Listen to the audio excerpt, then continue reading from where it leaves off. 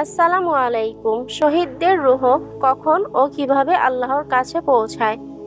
রাসূল সাল্লাল্লাহু আলাইহি ওয়াসাল্লাম বলেন, শহীদদের রূহ যখন আল্লাহর কাছে পৌঁছায়, আল্লাহ রাব্বুল আলামিন সেই আত্মা বা রূহগুলোকে কিছু সবুজ রঙের পাখির কাছে প্রদান করেন এবং সেই পাখিগুলো আল্লাহর আরশের নিচে লণ্ঠন আছে সেখানে বসে থাকে এবং তারা জান্নাতের যে কোনো জায়গায় যায়, খাবার খায় এবং ফিরে আসে।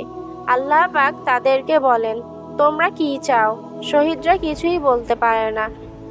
কি চাইবো আল্লাহ, এত এত নিয়ামত, আমাদের চাওয়ার আর কি থাকতে পারে?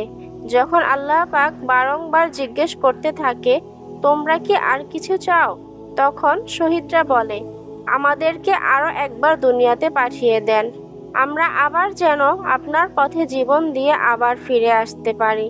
তখন আল্লাহ পাক বলবেন, এই সুযোগ তো আর নেই, তোমরা এখানেই অবস্থান করো।